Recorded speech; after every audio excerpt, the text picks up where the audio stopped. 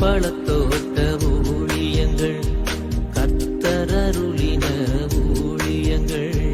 திராட்சை பழத்தோட்ட ஊழியங்கள், கர்த்தரருளின ஊழியங்கள். அவரில் நிலைத்திருந்து கனி கொடுப்போம், கர்த்தர் வாய்க்க செய்வார்.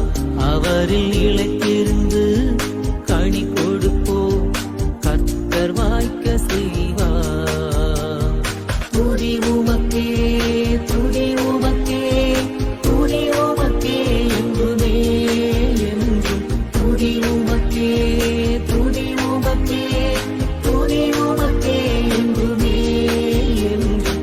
துதி உமக்கே என்றுமே என்றும். துதி உமக்கே என்றுமே.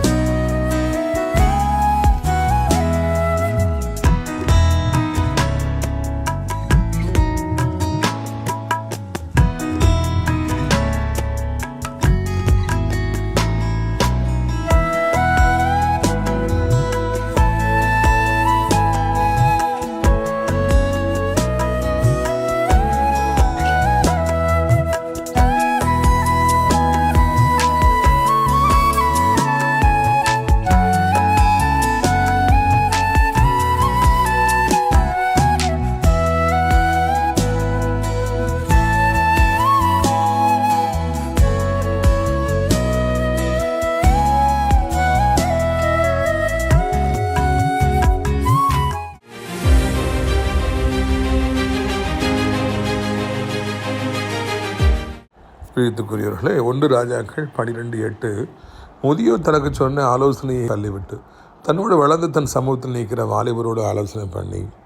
எப்பொழுதுமே மனுஷர்களுக்கு ஒன்று சுயபுத்தி இருக்கணும், இல்லைன்னா சொல் புத்தியாவது இருக்கணும். சுயபுத்தி இருக்கிறவங்களும் இந்த பூமியில் இருக்கிறாங்க. கர்த்தருடைய பிள்ளைங்க, அதிக அனுபவம் வாய்ந்தவங்க, மேடு பிள்ளைங்களை பார்த்தவங்க. என்ன வாழ்க்கையில் கஷ்டங்கள் வந்தாலும் முடிவெடுக்கிறனால தாங்களே ஜெபிச்சு முடிவெடுப்பாங்க, வெற்றி பெறுவாங்க. ஆனால் சில நேரங்களில் நாம முடிவெடுக்க முடியாது, குழப்பமாக இருக்கும். அந்த நேரத்தில் கர்த்தரால் நமக்கு அனுப்பப்படுகிற நல்ல வயது முதிர்ந்த அனுபவம் உடைய மேடு பள்ளங்களை பார்த்து ஜெபிக்கிற நம்முடைய நல்வாழ்வை விரும்புகிறவர்கள் கொடுக்குற அந்த ஆலோசனைக்கு செவி கொடுக்கணும். அதே நேரத்தில் சாத்தா இந்த மாதிரி ஒன்றுக்கும் உதவாதவர்களை, கொடூர புத்தி உள்ளவர்களை நம்முடைய வாழ்க்கையில் கொண்டு வந்து தவறான ஆலோசனை கொடுப்பான். அதுக்கு நம்ம செவி கொடுத்தோம்னா இங்கே ரகோபயம் எல்லாத்தையும் இழந்து போன மாதிரி நம்ம சொத்துக்களையும் நம்முடைய சுகத்தையும் நல்ல பேரையும் எல்லாத்தையும் நான் இழந்து போக வேண்டிய ஒரு நிலைமை வந்துடும்.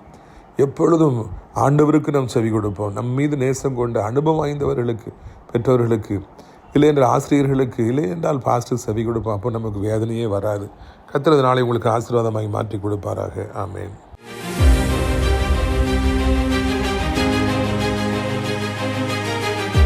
சிறியவனை பொழுதிலிருந்தும் எளியவனை குப்பையிலிருந்தும் எடுத்து உயர்த்தி ராஜாக்களோடும் பிரபுக்களோடும் பந்திருக்க செய்கிற அருமை ஆண்டவர் இயேசு கிறிஸ்துவின் இனிதான நாமத்தினாலே இந்த சத்தத்தை கேட்கின்ற அனைத்து தேவனுடைய பிள்ளைகளுக்கும் என்னுடைய அன்பான வாழ்த்தல்கள்.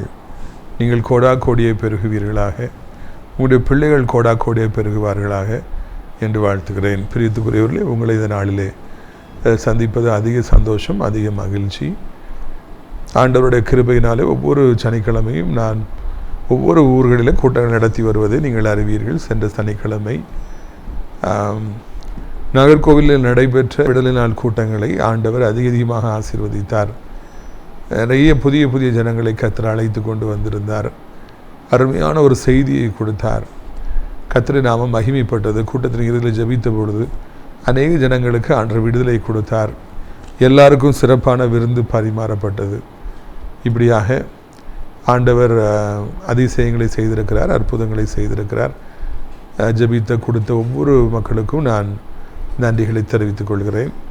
இந்த வாரம் சனிக்கிழமை கர்த்தர் சித்தமானால் மார்த்தாண்டம் வெட்டுமணி ஜங்ஷனில் உள்ள ஒய்எம்சி ஹாலில் வைத்து நம்முடைய விடுதலை நாள் கூட்டம் நடைபெறும் என்பதையும் நான் உங்களுக்கு அறிவிக்க விரும்புகிறேன்.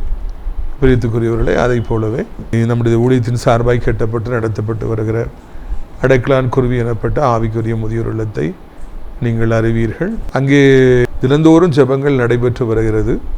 நல்ல நல்ல ஊழியக்காரர்களும் குருவானவர்களும் வந்து அங்கே இருக்கிறவங்கள ஜெபத்தில் நடத்துகிறாங்க. விரும்பினால் நீங்களும் இந்த அடைக்கலான் குருவி முதியோர் இடத்துல வந்து சேரலாம். நீங்கள் வந்து சேருவதற்கு இதுதான் சரியான நேரம் என்று சொல்லி நான் நினைக்கின்றேன். பிரியத்துக்குரியவர்களே, உடைய ஊழியத்தின் சார்பாக அநேக பிள்ளைகள் திருமணத்துக்கு காத்திருக்கிறாங்க. இன்னும் சிலர் திருமணமாகி கொஞ்ச நாட்களிலே உடைந்து அவர்கள் இப்பொழுது புது வாழ்விற்காக காத்திருக்கிறாங்க. விருப்பப்பட்டவர்கள் தாராளமாக நீங்கள் என்னை தொடர்பு கொள்ளலாம். இந்த நாளில் நம்முடைய பிரயோஜனத்திற்காக மத்தேயு 15வது அதிகாரம் 21ஆம் வசனம் முதல். பின்பு அவர் அவிடம் விட்டு புறப்பட்டு தீரு சீதோன் பட்டங்களின் திசைக்கு போனார். அப்பொழுது திசைகளில் குடியிருக்கிற கானானிய ஸ்திரீ ஒருத்தி அவரிடத்தில் வந்து, ஆண்டவரை, தாவீதின் குமாரனை எனக்கு இறங்கும், என் மகள் பிசாசினால் கொடிய வேதனைப்படுகிறாள் என்று சொல்லி கூப்பிட்டாள். பார்த்தீங்களா, இந்த இடத்துல ஒரு அருமையான சம்பவத்தை பார்க்கிறோம். ஆண்டவர் தீரு சீதோன் எனப்பட்ட இஸ்ரவேலுக்கு புறம்பாய் தூரமாக இருக்கிற இடங்களுக்கு அவர் சென்றாராம். ரொம்ப ரேராக தான் பார்க்க முடியும். ஏன்னா அவர் எப்போ பார்த்தாலும் இஸ்ரவேலுக்குள்ளே போய் ஒவ்வொரு சிட்டியாக போய் ஊழியம் செய்கிறார். இந்த இடத்துல அவர் வந்து தீரு சீதோன்னு சொல்லிட்டு இஸ்ரேலுக்கு வெளியே அவுட் சைடில் இருக்கிற ஊர்களுக்கெல்லாம் போயிட்டு இருந்தாராம். அந்த நேரத்தில் தான் நடந்த ஒரு சம்பவத்தை தான் இந்த இடத்துல நாம் பார்க்கிறோம். ஒரு கொடிய வேதனைப்படுகிற, மகளை குறித்து வருத்தப்படுகிற ஒரு பெண் கவலையோடு வந்து அவரை கூப்பிட்டாள் என்று இந்த இடத்தில் நான் காண்கிறோம். கர்த்தருடைய பிள்ளைகளாகிய நாமும் கூட சில நேரங்களிலே நம்முடைய வீட்டை விட்டு, இல்லைன்னா நம்முடைய இருக்கிற கம்ஃபர்டபுள் ஜோனை விட்டுட்டு, நம்ம வேலை பார்க்குற இடத்த விட்டுட்டு, நம்ம ஊழியர் இடத்த விட்டுட்டு, இல்லைன்னா நம்ம வசிக்கிற இடத்த விட்டுட்டு எங்கேயோ தூரமாக போக வேண்டிய சூழ்நிலைகள் வரலாம். இது வந்து இன்னவிட்டபிள். நமக்கு வந்து கடவுள் சில நேரங்களில் நம்ம பல இடங்களுக்கு நம்ம அழைத்து செல்பவராக இருக்கிறார். அந்த நேரத்தில் நடக்கிற காரியத்தை தான் இந்த இடத்தில் நாம் பார்க்கிறோம். தேவன் எங்கே வேண்டுமென்றாலும் நம்மை கொண்டு போகலாம். நான் யூஜி அண்டர் கிராஜுவேஷன் காலேஜில் படிக்கிற காலங்களில் ஸ்போர்ட்ஸ்க்காக இந்தியா முழுவதும் பல இடங்களுக்காக நான் சென்றிருக்கிறேன். ஆண்டவர் என்னை எல்லா இடத்திற்கும் அழைத்து கொண்டு சென்றார், காண்பித்தார். பார், நாடு இவ்வளோ பெரிதாக இருக்குது, இத்தனை விதமான ஜனங்கள் இருக்கிறாங்க, இவ்வளோ கல்ச்சர் இருக்குது, இவ்வளோ விதவிதமான ஆட்கள் இருக்காங்க, அவங்களுடைய குணநலங்கள்லாம் இப்படி இருக்குது பாருன்னு சொல்லி காமிச்சார். அதுக்கு பிறகு நான் போஸ்ட் கிராஜுவேஷன் படிக்கிற காலத்தில் என்னை சென்னைக்கு அழைத்து கொண்டு சென்றார். இந்தியா முழுவதும் இருந்து எத்தனையோ வாலிபர்கள், பல விதமான பேக்ரவுண்ட்ஸ், அவங்களுக்கு பல ஸ்டேட்டு, பல கல்ச்சர்ஸ், அவங்களாம் வந்து அங்கே படித்தாங்க. பார், இந்த உலகத்தில், இந்த இந்திய நாட்டில் எத்தனை பேர் இருக்காங்க பார், எத்தனை மொழிகள் இருக்கிறது பார், எவ்வளோ விதமான வாழ்க்கை தரங்கள் இருக்கிறது பார், மிக ஏழை மக்களை பார், மிக பணக்காரர்களை பார் என்று சொல்லி நான் போஸ்ட் கிராஜுவேஷன் படித்த காலங்களில் ஆண்டவர் என்னை பல மக்களை சந்திக்கும்படியாக செய்தார். யூஜியில் வந்து ரொம்ப ட்ராவல் பண்ணுறதுக்கு ஒரு சந்தர்ப்பம் கிடச்சிது. பிஜி வரும்போது அங்கேயே கூடயே நிறைய பேரோடு கூட நான் வசிக்க சில காலங்கள் வந்தது. இதற்காக ஆண்டவர் நம்மை புதிய இடங்களுக்கு அழைத்து கொண்டு செல்கிறார், புதிய நாட்டிற்கு அழைத்து கொண்டு செல்கிறார். அப்படிலாம் நமக்கு தெரியாது. ஆனால் ஆண்டவர் நம்மை பல இடங்களுக்கு அழைத்து கொண்டு செல்கிறவராக இருக்கிறார்.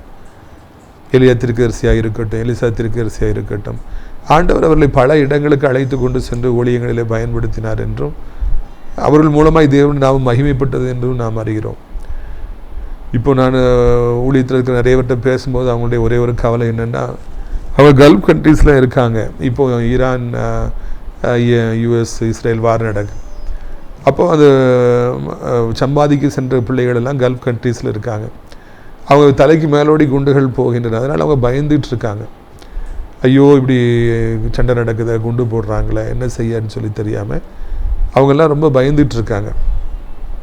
ஆண்டவர் தான் அவர்களை இந்தியாவிலிருந்து அந்த நாடுகளுக்கு கொண்டு சென்று அங்கே வைத்து வசிக்கும்படியாக, சம்பாதிக்கும்படியாக, ஒரு வாழ்க்கையை உண்டாக்கும்படியாக, அங்கே பிள்ளைகள் அங்கே தான் படிக்கிறாங்க, குடும்பமாக அங்கே தங்கியிருக்கும்படியான சூழ்நிலாம் உருவாக்கி இருக்கிறார். இது அவங்க திட்டமிட்டிருக்க மாட்டாங்க. ஆண்டவரே அவர்களை இப்படியாக இந்த இடங்களுக்கெல்லாம் அழைத்து கொண்டு சென்று அவர்களை அப்படியே கொண்டு போகிறார். நாம் எந்த ஊரில் இருக்கணும், என்ன படிக்கணும், என்ன பிஸ்னஸ் பண்ணணும், இல்லைன்னா உங்களுக்கு திருமணம் எந்த ஊரில் ஆகணும், நீங்கள் எங்கே போகணும், இங்கே எல்லாத்தையும் ஆண்டவர் தான் நடத்துகிறார். ஒரு சிலரை தங்களுடைய சுயத்திலே முடிவெடுத்து அவர்கள் அப்படி போகணும்னு நினச்சி உடனே திரும்பி வந்துடுறாங்க. ஃபெயிலியர் ஆயிடுது. கர்த்தராலே எடுத்து செல்லப்படுபவர்களும் அங்கே தங்கியிருக்கிறார்கள். விருப்பப்படுற காலம் வரைக்கும், இல்லைன்னா சம்பாதிக்கிற வரைக்கும், நல்லா இருக்கிற வரைக்கும் அவங்க அங்கே தங்கியிருக்கிறாங்க. இதைத்தான் நீங்கள் புரிந்து கொள்ள வேண்டும் என்று உங்களை அன்போடு நான் அழைக்கின்றேன். அங்கே போனோன்னு ஒரு பெண் என் மகளுக்கு உடம்பு சரியில்லை, பேய் பிடிச்சிருக்கிறா, ஹெல்ப் பண்ணுங்கன்னு சொல்லி சத்தம் போட்டே வராங்க. இங்கே இருக்கிற பொழுதும் ஆண்டவர் ஊழியம் செய்தார். இஸ்ரவேலில் இருக்கும் பொழுது ஊழியம் செய்தார். அவரை தேடி அநேகர் வந்தார்கள், அபயமிட்டார்கள். ஆண்டவரை மனமிறங்கும் என்று சொன்னார்கள். ஆண்டவரை எனக்கு உடம்பு சரியில்லை, சுகமாக்குனாங்க. என் நண்பனுக்கு உடம்பு சரியில்லைன்னு சொல்லி ஓட்ட பிரித்து கீழே இறக்குனாங்க. அதே மாதிரி என் மகனுக்கு பேய் பிடிச்சிருக்கணும், தகப்பன் தேடி வந்தார். எவ்வளோ பேர் அவரிடத்துல வந்தார்கள் சுகம் பெறும்படியாக, ஒரு புது வாழ்க்கையை பெறும்படியாக. இங்கே நான் காண்கிறோம். அதே போலவே ஒரு பெண்ணும் கூட, அவள் என்னுடைய மகளுக்கு பிசாசு பிடித்திருக்கிறது, நீர் தயவு செய்து மனமிறங்க வேண்டும், சுகம் கொடுக்க வேண்டும் என்று தேடி வந்தார்களாம். So colour மாறுறதில்லை. நம்ம எங்கே போனாலும் சரிதான், நம்ம கலர் மாறுறதில்லை. இங்கே நல்ல பிள்ளையாக இருப்பவர்களெல்லாம் படிப்பதற்காக சிட்டிகளை போகும்போது அங்கே பொல்லாத நண்பர்களோடு சேர்ந்து, கெட்ட நண்பர்களோடு சேர்ந்து பல பாவப்பழக்க வழக்கங்களை அவர்கள் கற்றுக்கொண்டு அவர்கள் கேடுகட்ட ஒரு நிலைமைக்கு சென்று விடுவதை பார்க்கிறோம். அந்த ஊருக்கு போனால் அப்படி தான் இருக்கணும், இந்த சாராயம் குடிச்சு தான் ஆகணும் அப்படின்னு சொல்கிறாங்க. எம்என்சியில் வேலை பார்க்குறவங்க அதெல்லாம் இல்லைன்னா நம்மளை அசிங்கமாக நினைப்பாங்க என்று அவர்கள் அந்த பழக்கங்களுக்கு, மது போன்ற பழக்கங்களுக்கு அடிமையாகிறாங்க. ஆனால் தேவனுடைய பிள்ளைகளும் அப்படி அல்ல. எங்கே சென்றாலும் சரி, எந்த நாட்டுக்கு சென்றாலும் சரி, அவர்கள் அந்த கெட்ட பழக்கங்கள் பக்கத்திலே போகிறதில்லை. யோசேப்பை தேடி பாவம் வந்த பொழுது அவர் அதை விட்டு ஓடினார். அதான் யோசேப்பு, அதான் கர்த்தருடைய பிள்ளை. மாறாக அங்கே யோசேப்பு ஊழியம் செய்தார். பார்வோனுடைய சொப்பனத்திற்கு அர்த்தத்தை சொன்னார். ஜெயிலில் இருக்கும் பொழுது ஏன் உங்கள் முகம் மாடலாக இருக்கிறது என்று கலங்கி போயிருந்தவர்களுக்கு ஆறுதலை அவர் கொடுத்தார். அந்த பிரச்சனைகளை தீர்த்து வைத்தார்.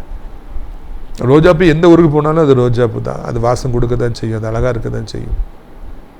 அதே போலவே நாம் எந்த ஊருக்கு சென்றாலும், எந்த நாட்டுக்கு சென்றாலும் சரி, நாம் கர்த்தருடைய பிள்ளைகளாகவே இருப்போம்.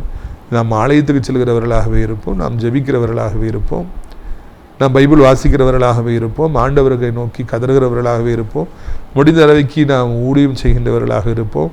நாம் ஆண்டவரை நாம் பற்றி கொள்கிறவர்களாக இருப்போம்.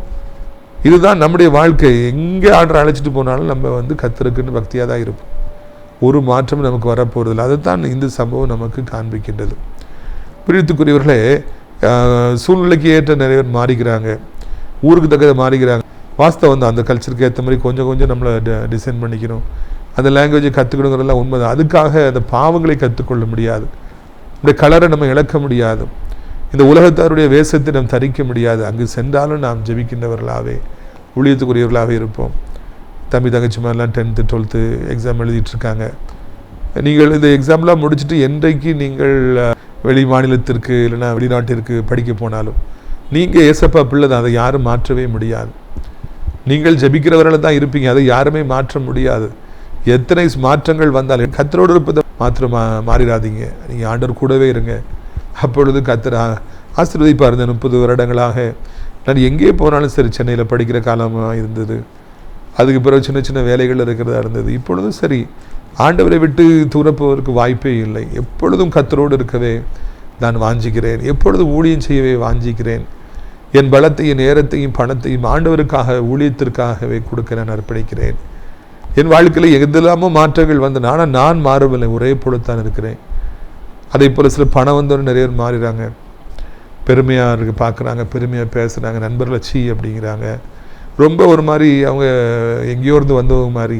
அந்த பணம் அவர்களை மமதை கொள்ள வைக்கிறது, கிறுக்கு பிடிக்க வைக்கிறது.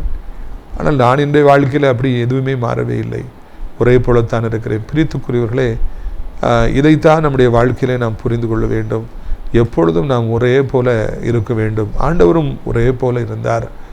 ஆண்டவரை தேடி மக்கள் வந்தார்கள். அவர் என்றைக்குனாலும் ஊழியம் செய்யவே இந்த பூமிக்கு வந்தார். நாமும் கூட எங்கு சென்றாலும் நாம் ஆண்டுடைய பிள்ளைகளாகவே இருப்போம். பாருங்கள், அவளுக்கு பிரதித்திரமாக அவர் ஒரு வார்த்தையும் சொல்லலை. அப்பொழுது சீசரில் வந்து, இவள் நம்மை பின்தொடர்ந்து கூப்பிடுகிறாளே, இவளை அனுப்பிவிடும் என்று அவரை வேண்டிக் கொண்டார்கள்.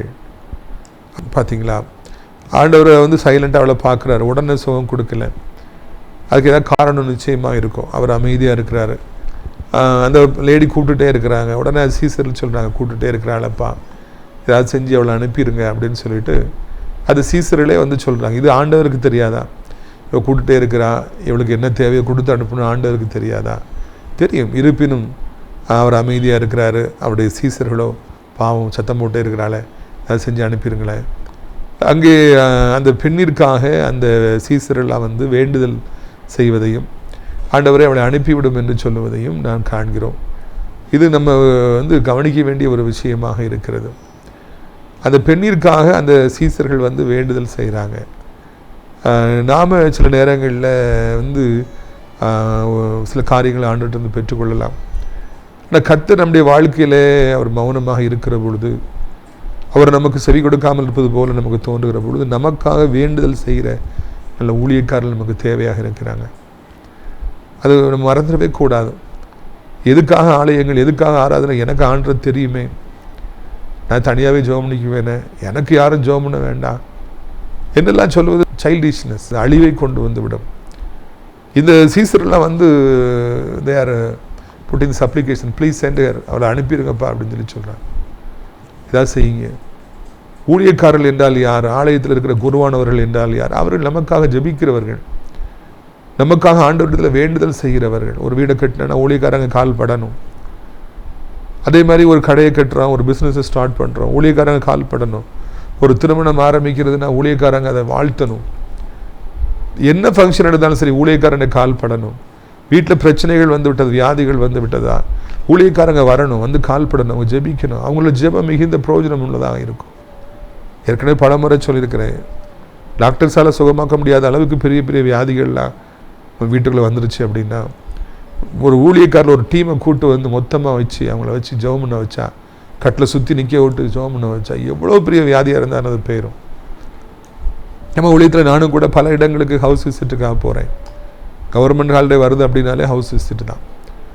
வீடுகளில் சென்று கால் வைக்கிற பொழுது ஊழியக்காரனாக நான் பல மணி நேரங்கள் காத்திருந்து ஜெபித்து விட்டு, ஆண்டுடைய பிள்ளையாக நான் போய் அந்த இடத்துல போய் கால் வைக்கிற பொழுது உடனடியாக ஆண்டவர் அந்த வீட்டாரை ஆசீர்வதிக்கிறார். என் மகன் இங்கு வந்திருக்கிறான், சாசுகள் வெளியேறுகின்றன, பொல்லாத ஆவிகள் ஓடுகின்றன, சாபத்தின் ஆவிகள் போகின்றன, வீட்டுக்குள்ளே இருக்கிற தடைகள் நீங்குகின்றன, ஏசப்படி ஆசீர்வாதங்கள் உள்ளே வருகின்றன.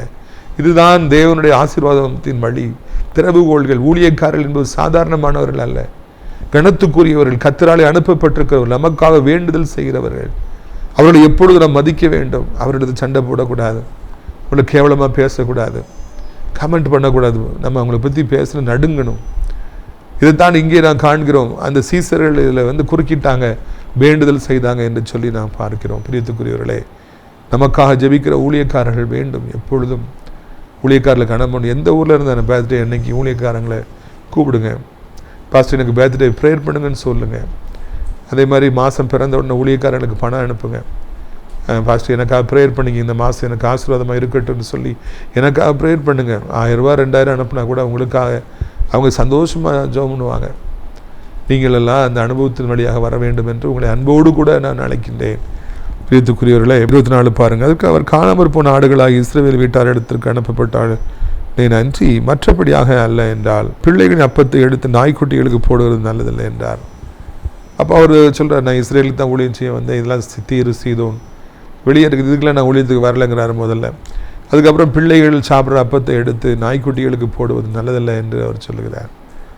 அதாவது அந்த பெண் எனக்கு சுகம் வேணும்னு கேட்குறா, பல முறை கத்துறா, ஆண்டவர் அமைதியாக இருக்கிறார். சீசர்கள் ஏதாவது செஞ்சு அனுப்பிடுங்கன்னு சொல்லி வேண்டுதல் பண்ணுறாங்க. அப்பவும் ஆண்டவர் மனம் இறங்குற மாதிரி தெரியல. அவர் சொல்கிறாரு, பிள்ளைகள் சாப்பிட்ற அப்பத்தை எடுத்து நாய்க்குட்டிகளுக்கு போடுறது நல்லதில்லை அப்படிங்கிறாரு. பிள்ளைகளுக்குன்னு அப்போது இருக்குது, அப்படியே தானே அப்போ தானே அர்த்தம். அம்மா அப்பா வந்து பிள்ளைகளுக்கு நல்ல சாப்பாடு பொங்கிடுறாங்க. எங்கள் அம்மாலாம் நல்ல சாப்பாடு எங்களுக்கு பொங்கி கொடுக்குறாங்க.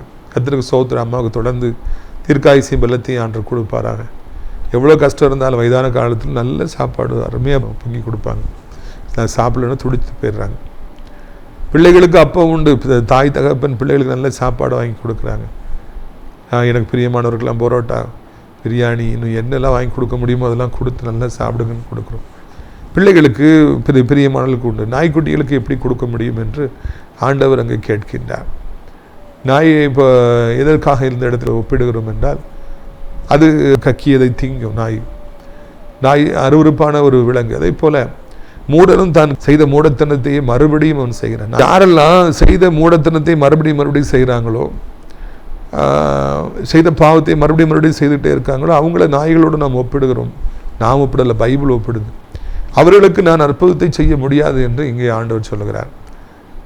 யார் அப்படின்னு சொல்லி பார்த்தா, சில நண்பர்கள் அவங்க குடிப்பழக்கத்துக்கு பாவம் அடிமையாயிட்டாங்க. அவங்க வாழ்க்கைலாம் பாவம். யாரெல்லாம் குடிப்பழக்கத்துக்கு அடிமையாகிறாங்க வாழ்க்கையே நாசமாயிடுது, எதிர்காலமே பாழாய் போயிடுது. மிகவும் நெருக்கமானவர்களால் அவங்க பாய்க்கப்படுற ஒரு காலமெல்லாம் வருகிறது. இப்படி இருக்கத்தக்க அவங்க சொல்லுவாங்க, எல்லாரும் அட்வைஸ் பண்ண உடனே குடும்பத்தாரெலாம் அழுத உடனே ஏன்ப்பா இப்படி இருக்கான்னு கேட்டேன். நாளையிலேருந்து நான் குடிக்க மாட்டேன், நான் இனி குடிக்கவே மாட்டேன் அப்படிம்பாங்க. ஆனால் அவங்க அப்படி சொன்னால் கூட உண்மையிலே நான் குடிக்க மாட்டேன்னு அவங்க நினச்சா கூட 1 வாரம் 2 வாரம் ஆச்சு, இல்லைன்னா அடுத்த நாளே மறுபடியும் உடனே குடிச்சிடுவாங்க. அதை நாய் கக்கனதை மறுபடியும் சாட போகிற மாதிரி அவங்களும் இந்த மூடத்தனம் திரும்புகிறாங்க. அப்போது ஆண்டவர் நமக்கு உதவி செய்ய முடியாது. அதைத்தான் இந்த இடத்துல நான் காண்கிறோம். இப்படி வாழ்க்கையில் சில பாவங்களை மறுபடியும் நாம் செய்கிறோம். ஆண்டவர் கடிந்து கொள்கிறார், இதெல்லாம் நீ மறுபடியும் செஞ்சுன்னா உனக்கு நான் ஒன்றும் தர முடியாது. ஆசீர்வாதங்கள் வேணுமா, நன்மைகள் வேணுமா, உயர்வுகள் வேணுமா, வேலைகள் வேணுமா, எல்லா செல்வங்களும் உனக்கு வேணுமா, நீ இதை மாதிரி இருக்காத என்று ஆண்டவர் இந்த நாளில் நம்மிடத்தில் பேசுகிறார். ஒவ்வொரு மிருகத்தை வைத்தும் கர்த்தர் நம்மோடு இடைப்படுகிறார். காகங்களை வைத்து எலியாவை ஆண்டவர் போஷித்தார். பறவைகளை வைத்து நம்மிடத்தில் பேசுகிறார். அநேக அடைக்கலான் குருவிகளை விட நீங்கள் மிகவும் விசேஷித்தமானவர்கள் என்று ஆண்டவர் சொன்னார். எல்லாரையும் அவர் போஷிக்கிறார். கூப்பிடுற காக்கை குஞ்சுகளையும் அவர் போஷிக்கிறார். இப்போ பறவைகளை வைத்தெல்லாம் ஆண்டவர் நிறைய எடுத்துக்காட்டுகளை ஆண்டவர் நம்மிடத்தில் சொல்லியிருக்கிறார். இந்த குறிப்பிட்ட காரியம் நமக்கு வராதபடிக்கிறார். ஆண்டவருடைய பிள்ளைகளாகி நாம் எப்படியாவது இந்த மாதிரியான ரிப்பீட்டட் மிஸ்டேக்ஸு செய்யாதபடிக்கு கவனமாக இருப்போம். ஒரு சில முதல்ல ஒரு தவறு செய்கிறாங்க, அடுத்தாப்புலையும் இன்னொரு சான்ஸ் கிடைக்கும் போது அதை தவறு செய்கிறாங்க. அது தவறு. செய்த தவறுகளை மறுபடி செய்யாதபடிக்கு கவனமாக இருக்கணும். நல்ல மாட்டுக்கு ஒரு சூடு என்று சொல்லுவார்கள். கவனமாக இருந்து தப்பிக்கொள்வோம். ஏசப்பா பிள்ளைகளை நம்ம இருக்கும் பொழுது நமக்கு ஆசீர்வாதங்கள் உண்டு, நமக்கு அப்பங்கள் உண்டு, நமக்கு சொத்துக்கள் உண்டு, நமக்கு வேலைகள் உண்டு, எல்லா விதமான சுகம் உண்டு, நமக்கு எல்லா ஆசீர்வாதங்களும் உண்டு. ஏசப்பா பிள்ளைகளாய் நம்ம இருப்போம் அப்படின்னா, தவறானபடிக்கு நம்ம ஜெபிப்போம், நம்ம ஆண்டவரை பின்பற்றுவோம், ஆண்டவருக்காக வாழ்வோம்னா எல்லா ஆசீர்வாதங்களும் நமக்கு உண்டு என்பதை உங்களுக்கு நான் நினைவூட்டும்படியாக விரும்புகிறேன். பிரியத்துக்குரியவர்களே, இதைத்தான் நீங்கள் மனதில் வைத்துக் கொள்ள வேண்டும். எப்படியாவது கர்த்தர் உங்களுக்கு உதவி செய்வாராக. அப்பா, நான் எப்பவும் உங்களுடைய பிள்ளையாக இருக்கேன்னு சொல்லி சொல்லுங்கள். ஆண்டவரை விட்டு எங்கேயுமே போக மாட்டேன். கஷ்டமோ இன்ப துன்பமோ வாழ்க்கையில் மேடு பள்ளமோ உயரமோ எது வந்தாலும் நான் உம்மிடத்தில் தான் இருப்பேன் என்று சொல்லுங்கள். அப்பொழுது ஆண்டவர் உங்களுக்கு அவர் நிச்சயமானபடிக்கு எல்லா ஆசீர்வாதங்களும் தருவார். நான் இயேசப்பா பிள்ளை தான், அது யாரும் மாற்ற முடியாதுன்னு சொல்லுங்கள். முன் வைத்த காலம் பின் வைக்க மாட்டேன், ஆண்டவரை உண்மையை வைத்த அன்பிலிருந்து நான் திரும்பி போக மாட்டேன்னு சொல்லுங்கள். உங்களை இந்த பூமியில் யாருமே அசைக்க முடியாது என்கிற நல்ல செய்தியை நான் அறிவிக்க விரும்புகிறேன். பாருங்கள், கவல் மீதான ஆண்டவர் ஆகிய நாய்க்குட்டிகள் தங்கள் எஜமானின் மேசிலிருந்து விழும் துணிக்கை தின்னுமே என்றார். அவளுக்கு பிரயத்தனமாக உன் விசுவாசம் பெரியது, நீ விரும்புகிறபடி உனக்காக கூடாது என்றார். அப்பொழுது அவள் மகள் ஆரோக்கியமானாள். உடனே அந்த கோவப்படலை. உண்மைதான்ப்பா, நாய்க்குட்டிகளுக்கு ஒன்றும் கிடையாது. ஆனால் அந்த பிள்ளைகள் சாப்பிடும்போது கொஞ்சம் கிரம்ஸ்லாம் கீழே விடல, அது நாய்க்குட்டி கேட்ச் பிடிச்சி சாப்பிடுவேன் அப்படின்னு சொல்லி அவர் சொல்கிறாங்க. அதில் எவ்வளவு அவள் தன்னை தாழ்த்துகிறாள் ஒன்று, ரெண்டாவது எவ்வளவு அறிவோடு விவேகமாக பதில் சொல்கிறாள் என்று நான் காண்கிறோம். ஏசப்பாட்டிருந்து ஒரு நன்மையை பெற்றுக்கொள்ள தாழ்மை நமக்கு தேவை. மேன்மைக்கு முன்னானது தாழ்மை. ஏன்னா இன்றைக்கி தாழ்மையை பார்க்குறதே ரொம்ப கஷ்டமாக இருக்குது. கொஞ்சம் உயர வந்தோடனே தலைகால் தெரியாமல் ஆடுறாங்க, யாரையும் மதிக்கிறது இல்லை. இன்னொன்று, the way in which we talk is very very important. யார்கிட்ட எப்படி பேசணும்னு இன்னைக்கு நிறைய பேருக்கு தெரியவே மாட்டேங்குது. ஐயோ, அது எவ்வளவோ படிச்சு கொடுத்தாலும் நிறைய பேருக்கு தெரியவே மாட்டேங்குது. யார்கிட்ட எப்படி பேசணுங்கிறத முதலாவது கற்றுக்கிடுங்க. அதுதான் ரொம்ப முக்கியம். மரியாதையாக பேச கற்றுக்கொள்ளுங்கள். இதே போல தாழ்மையாய் பேச கற்றுக்கொள்ளுங்கள். நமக்கு விரோதமாய் கோபப்படுறவங்ககிட்ட கூட மனசு இறங்குற மாதிரி இதே மாதிரி பேச பழகுங்க. கோபப்பட்டவன பதிலுக்கு நான் நாயா அப்படின்னு சொல்லி கேட்டவ சண்டை போட்டிருப்பான்னா அந்த அவளுடைய மகளுக்கு அன்றைக்கு சுகம் கிடைத்திருக்காது. அவள் தாழ்மையா பேசி ஆண்டவரை மடக்கிறார். அந்த வார்த்தைகள் எலும்பை நொறுக்குகிறது. இனிய வார்த்தைகள் எலும்பை நொறுக்குமா. ஆண்டவருடைய மனதை அது நொறுக்குது. உடனே உன் மகளுக்கு சுகம் ஆயிரும், நீ பேரு உன் விசுவாசப்படி உனக்கு ஆகட்டும் என்று ஆண்டவர் சொன்னாரா. எவ்வளவு அருமையானபடிக்கு பேச அவள் தெரிந்திருந்தாள். நம்ம பேச கற்றுக்கொள்வோம். வெளியே போகிறோம், வீட்டை விட்டு வெளியே போகிறோம், யாரெல்லாம் அதிகாரிகள் அஃபீஷியல்ஸை பார்க்குறோம், ஒரு காரியம் நடக்குன்னு ஆஃபீஸ் போகிறோம், எப்படி பேசணுங்கிற ஞானம் நமக்கு வேண்டும். மரியாதையாய் பேச கற்றுக்கொள்ள வேண்டும். எதுக்கு எடுத்தாலும் கோவப்பட்டு சண்டை போட்டு பேச தெரியா பேசி எல்லா இடங்களிலும் வேதனையை அனுபவிக்கிற, எல்லா வேலையிலிருந்தும் நீக்கப்படுகிற, பேச தெரியாமல் பேசி திருமண வாழ்க்கை இழந்து போகிற எத்தனை பேர்களை காண்கிறோம். அவங்கெல்லாம் ஒழுங்காக பேசியிருப்பாங்கன்னா, வாய் அடக்கி இருந்திருப்பாங்கன்னா அவங்களுக்கு எவ்வளோ நன்மைகளை பெற்றிருப்பாங்க என்பதுதான் உண்மையான ஒரு காரியம். பிரித்துக்குரியவர்களே, இந்த அருமையான நாளிலும் கூட பேச கற்றுக்கொள்வோம். அப்பொழுது எல்லா ஆசீர்வாதங்களையும் நாம் பெற்றுக்கொள்ளலாம். பிள்ளைக்காக கேட்டுக்கிட்டாங்க, அந்த மகா பிரச்சனை உடனே சால்வ் ஆயிடுச்சு. ஏசப்பாட்ட ஒழுங்காக பேசணும், மக்கள்கிட்ட ஒழுங்காக பேசினாலே எவ்வளோ பெரிய பிரச்சனைனாலும் சால்வ் ஆயிரும். ஜெபிக்கலாமா? கண்களை மூடுவீர்களா?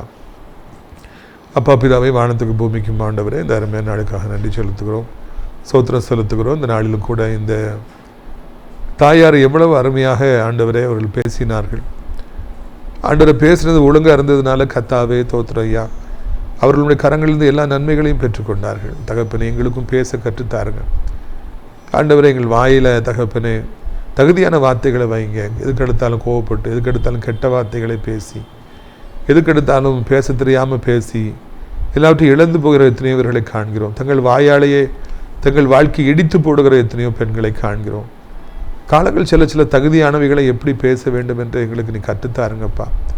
அது தேவ சமூகமாக இருந்தாலும் பதறி பேசாதுன்னு சொல்லி நாங்கள் வாசிக்கிறோம். ஆண்டவரை, பெற்றோர்கிட்ட எப்படி பேசணும், நண்பர்கள்ட்ட எப்படி பேசணும், ஆசிரியர்கிட்ட எப்படி பேசணும், பாஸ்டர்ஸ்ட்ட எப்படி பேசணும், எல்லாத்தையும் எங்களுக்கு கற்றுத்தாருங்க. இறைவா, இந்த நாளிலும் கூட இந்த சத்தத்தை கேட்குற பிள்ளைகள் என்ன நிலைமையில் இருந்தாலும் அவர்களுக்கு உதவி செய்யுங்க. அவருடைய கண்ணீரையெல்லாம் தொடங்க. என்ன வியாதியாக இருந்தாலும், என்ன குடும்ப பிரச்சனையாக இருந்தாலும், ஆண்டவரை என்ன பொருளாதார பிரச்சனை, எவ்வளோ பணம் தேவையாக இருந்தாலும், எவ்வளோ பெரிய வியாதி முற்றி போயிருந்தாலும் கத்திலிருந்து வியாதியில் சுகம் கொடுங்க. தேவையை சந்திங்க. பிள்ளைகளுடைய பிரச்சனைகளை தீர்த்துருங்க. ஏதாவது ரொம்ப காலமாக காத்திருப்பாங்கன்னு அற்புதத்தை செய்யுங்க. போதை பழக்கங்களுக்கு அடிமையாகி கக்கினதை திங்க நாய் திரும்புவது மேலே திரும்பிக்கிட்டே இருப்பாங்கன்னா கத்திர அவர்களை விடுவீங்க. ஆண்டவரே, கரங்களில் நன்மைகளை பெற்றுக்கொள்ள உதவி செய்யுங்கப்பா. ரூபா கபா நா துபா ரீபா லஹ நத்து பௌகோரோனி அபௌகரா. நீ இறுக்கமான காலத்தில் நிற்கிறாய் மகனை. எவ்வளவோ சம்பாதிக்க ஓடினாலும் கொஞ்சம் தான் கிடைக்குது. ரொம்ப கஷ்டம், தேவைகள் அதிகமாக இருக்குது, இறுக்கமான காலம். ஆண்டவரே ஆண்டவரே என்று கதறிங்கிற சகோதர கதறீங்க. ஆனாலும் இது நெருக்கடிகளை மாற்றி இடுக்கமான பாதையிலிருந்து விசாலமான பாதைகளில் கொண்டு போய் ஆண்ட சீக்கிரத்தில் வைப்பார். ஒரு ரூபா சாந்தரா. நன்றி நன்றி ராஜா. கத்தா பா காத்தா ரூபா கபா நோத்து பாக்கரா. பல வாடகை வீடுகளுக்கு போய் நிம்மதி இழந்து இருக்கிறீர்கள் சகோதரி. சொந்த வீட்டுக்காய் கதறுகிறீர்கள், பிள்ளைகளுக்காக கதறுகிறீர்கள். ஒரு பக்கம் பிள்ளைகளால் பிரச்சனை, இன்னொரு பக்கம் சொந்த வீடு இல்லை என்று. ஆண்டவர் மிகுந்த சீக்கிரத்தில் இன்ப காணானை தருவார். சொந்த வீட்டை உங்களுக்கு தந்து உங்களை சந்தோஷப்படுத்துவார். சம்தா ரபு லாக்கா பானா கரா. பலர் என்னை மறந்து விட்டார்கள், சொன்னதில் ஒருத்தருமே செய்யலை, என் சொந்தக்காரங்க எனக்கு உதவிச்சு, நண்பர்கள் உதவி செய்யலை, நான் தனியாக நிற்கிறேன் கதறுகிற மகளே, ஆண்டவரை நோக்கி பாருங்கள். மனுஷங்களே எதிர்பார்க்குறீங்க, கத்தரை நோக்கி பாருங்கள், அப்பொழுது நீங்கள் பிழைப்பீர்கள், எல்லா ஆசீர்வாதத்தையும் பெற்றுக்கொள்வீங்க. நன்றி அப்பா, நன்றி அப்பா. ஓ ரபாக்கா பானஹானா. மகளே, நான் மாறாதவர். சந்தித்த மனிதர்கள் மாறிவிட்டார்கள், மறந்துட்டாங்க. ஆனால் நான் மாறாதவர், என்னை நீ நோக்கிப்பார், பிழைப்பாய் என்று ஆண்டவர் சொல்லுகிறார். உனக்கு ஒரு வழி உண்டு, உனக்கு சீக்கிரத்தில் ஒரு வழியை திறப்பேன். நீ காரி நீ ஆக்கா பாலா. அடுத்தாப்புல தம்பியை பார்த்து பேசு. சீக்காதா தனி விபத்தை சந்தித்து வேகமாய் ஓட்டி விழுந்து கிடக்கிறாய், படுக்கையில் இருக்கிறாய், நீ எழும்புவாய், மறுபடியும் எழும்புவாய், உன் கண்ணீரன் சமூகத்தை எட்டியிருக்க நீ எழும்புவாய் என்று ஆண்டு சொல்லுகிறேன். உலகம் முழுக்க அத்தனை நாடுகளை இந்த தாய்த்து நாட்டை ஆசீர்வதி. ஆண்டவர் எல்லா ஊழியர்களையும் எல்லா தேவ பிள்ளைகளையும் ஆசீர்வதி. ஆசிரியர் திராட்சைப்பழ தோட்ட வழிகளையும் அடைக்கலான் கூறிய முதியோர் உள்ளத்தையும் ஆசீர்வதி. இந்த நிகழ்ச்சியை பார்க்குறவர்களை ஆசீர்வதி. சத்தத்தை கேட்ட பிள்ளைகள் ஒவ்வொருக்கும் ஒரு அற்புதத்தை செய். இரட்சகர் இயேசுவின் மூலம் ஜெபிக்கிறோம் நல்ல பிதாவே. என் ஆத்மாவை கர்த்தரை சோத்திரி, என் முழுமே அவருடைய பரிசுத்த நாமத்தை சோத்திரி. என் ஆத்மாவை கர்த்தரை சோத்திரி, அவர் செய்த சகல உபகாரங்களையும் ஒருபொழுதும் மறவாதே. ஆமென். இந்த கர்த்தராகிய இயேசு கிறிஸ்துவின் கிருபையும் பிதாவாகிய தேவனுடைய அன்பும் பரிசுத்த அந்யோன்ய ஐக்கியமில்லாத பிரசன்னம் உங்கள் அனைவருடைய இன்றைக்கு சதா காலங்களில் நிலைத்திருப்பதாக. அல்லேலூயா, அல்லேலூயா. God bless you. ஆமென்.